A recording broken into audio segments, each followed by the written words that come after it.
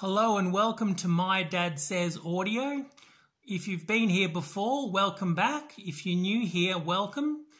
Today we're going to be discussing my father's and my collection of Decca London cartridges. Dad, what can you tell us about the Decca cartridges? We've got a bit of a collection here today of cartridges. Got a Decca Blue here, a Decca Gold here, and a Garrett Decca Gold here. So it's a bit of an interesting collection.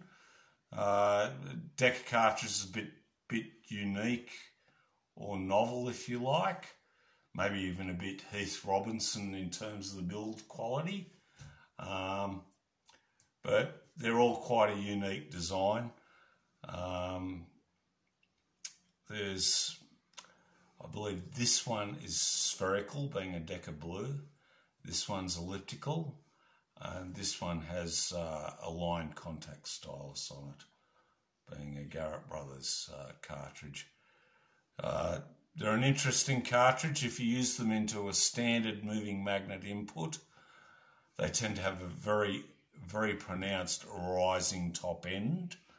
You need to actually load them down correctly. Most people use these into standard 47K input loading on the phono stage, and they scream at you if you do that. What you need to do, if you look here, I've got a Decca tone arm. What you need to do is put a load resistor. I'll see if I can show you here. You can actually see there's a resistor just there, which goes from the central pin on the RCA to the outer or the shield part of the tone arm wire. And that pulls that rising high frequency back, so that you get all the immediacy which these cartridges are world famous for, but without the biting top end, which drives a lot of people to distraction, shall we say. My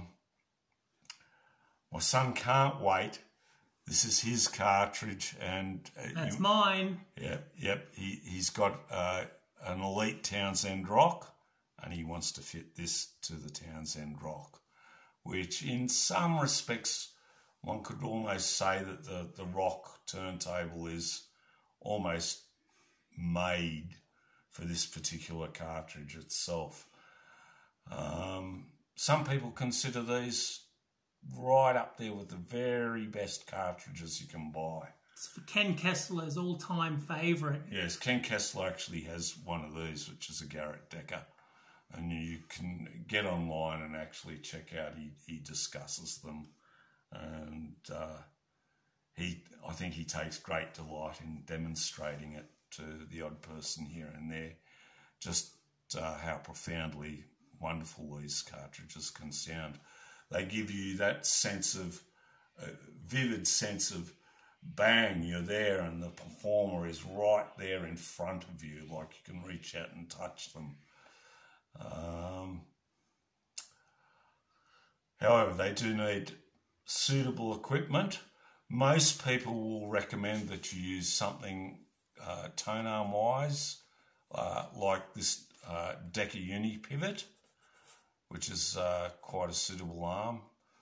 There's a school of thought that goes that uni pivots, for other words, the Maywear Formula 4, which is a uni pivot, the Decca London International Pickup, which is uni pivot. The Hadcock? The Hadcock is another one. I think there's a Keith Monk's. There are a couple of other uni pivots as well. There's some discussion as to whether it requires dampening, silicon dampening, which supposedly benefits it. But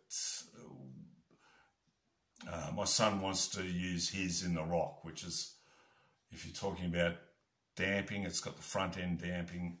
That should suit this to a T. It's notable with the older ones that the cartridge pins, you'll notice that there's only On this Decca Blue, there's only 3 pins.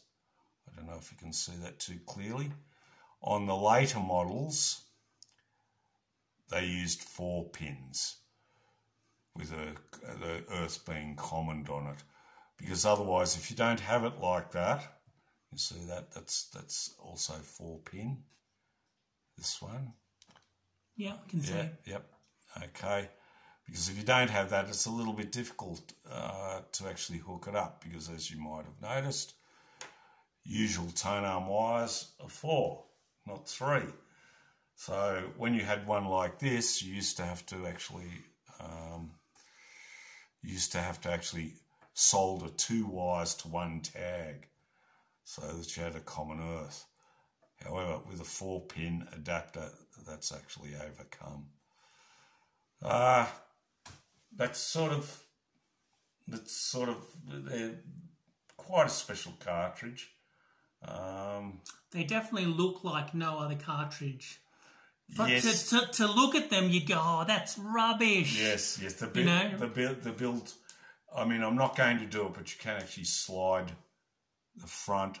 You can actually slide the front of these this off. I'll just take that carefully off. That can be slid off. However, I don't want to do it. And you have a look inside. The build quality is quite Heath Robinson. I was very lucky.